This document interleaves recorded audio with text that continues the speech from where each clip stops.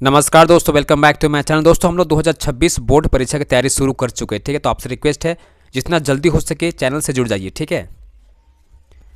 और अभी हम लोग वही क्वेश्चन पढ़ रहे हैं जो आपके एग्जाम के लिए इंपॉर्टेंट है, और वही क्वेश्चन बता रहा हूँ, ठीक है, जो आपके एग्जाम के लिए बहुत इंपॉर्टेंट है, ठीक है। उसके अलावा मैं कोई भी क्वेश्चन नहीं बता रहा हूँ, ठीक है।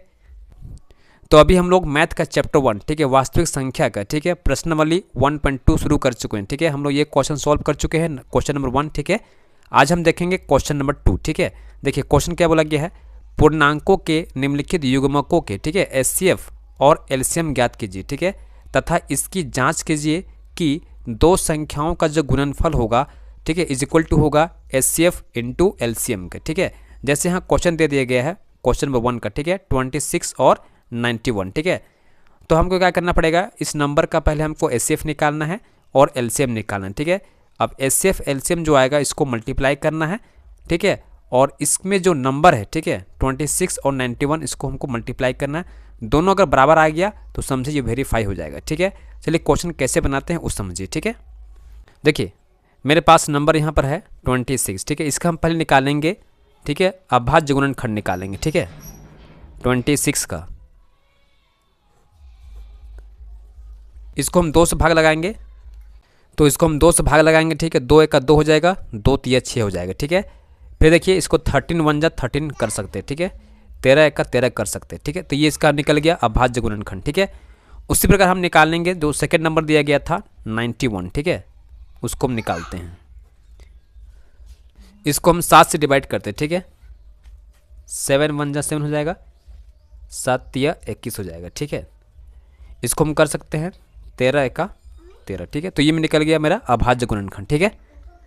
तो यहाँ पर लिखेंगे पहले हम 26, ठीक है, बराबर, देखिए 2 आपका एक बार आया है, यहाँ लिखिए एक बार, ठीक है। 13 आपका एक बार आया है, इसको लिखिएगा एक बार, ठीक है। वैसे निकालते हैं हम लोग 91 का, ठीक है। तो यहाँ हम देख सकते हैं 7 मेरे पास एक बार आया, ठीक है, तो 7 यहाँ लिखेंगे एक बार, ठीक है। 13 हम लोग का एक बार आया है, तो यहाँ लिखेंगे एक बार, ठीक है। देयरफॉर अब हम निकालते हैं एचसीएफ, ठीक है। एचसीएफ किसका निकालेंगे, दोनों नंबर का, ठीक है, 26 और 91 का, ठीक है। तो अब यहाँ देखिए एचसीएफ कैसे निकालते हैं, एचसीएफ निकालते हैं कॉमन का, ठीक है। तो यहाँ देखिए यहाँ 2 है, यहाँ पर 2 नहीं, ठीक है।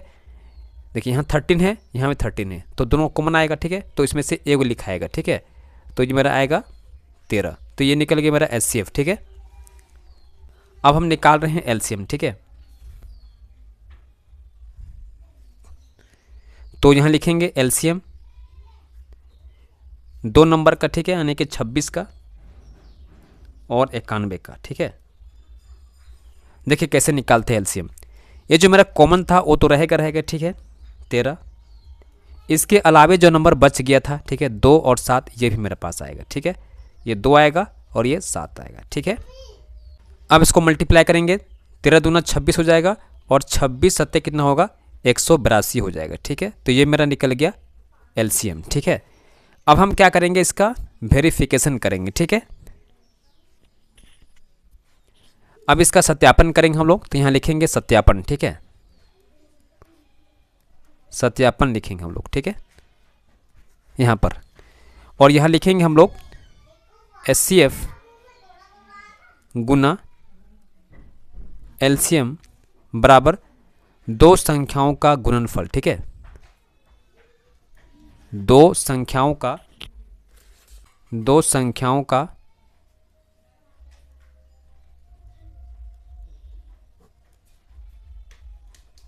गुणनफल, ठीक है। इस प्रकार से लिखेंगे हम लोग। तो यहाँ पर मेरे पास एचसीएफ कितना था 13, इसको लिख देंगे। एलसीएम मेरे पास कितना था 182, ठीक है, इसको हम यहाँ लिख देंगे।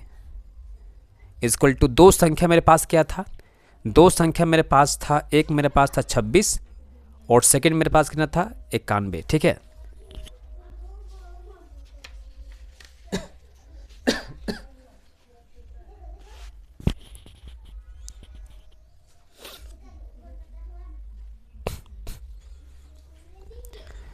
अब इसको हम गुना कर देंगे, ठीक है, दोनों को हम क्या करेंगे, गुना करेंगे। तो गुना करने पर मेरे पास आ जाएगा 2 3 66 आएगा। ठीक है, 13 दूना 26 का 6 हो जाएगा, 13 8 104 और 2 यानी कि 106 हो जाएगा, 106 का 6 हो गया और हाथ में 10 रहा। ठीक है, 13 का 13 और 10 कितना हो जाएगा, 23 हो जाएगा। ठीक है, उसी प्रकार से गुण आपको इसको मल्टीप्लाई करना है दोनों को। ठीक है, इस गुना कीजिए तो ये आपका आएगा सेम नंबर। ठीक है, 2 3 6 6 ही आएगा। ठीक है, तो आप यहाँ चेक कर सकते हैं। ठीक है, ये देखिए ये आपका लेफ्ट हैंड साइड हो गया। ठीक है, LHS देखिए ये आपका LHS हो गया और ये आपका हो गया है RHS। ठीक है, दोनों क्या हो गया है, बराबर हो गया। ठीक है, तो जब LHS और RHS बराबर हो गया है तो आपका ये सत्यापन सही हो गया। ठीक है, यानी कि HCF गुना LCM जो होता है वो दो संख्याओं के गुणनफल के बराबर होता है। ठीक है, तो ये आपका प्रूफ हो गया। ठीक है, तो यहाँ लिख देंगे इसको प्रूव्ड हो गया। ठीक है, सत्यापित हो गया है ना।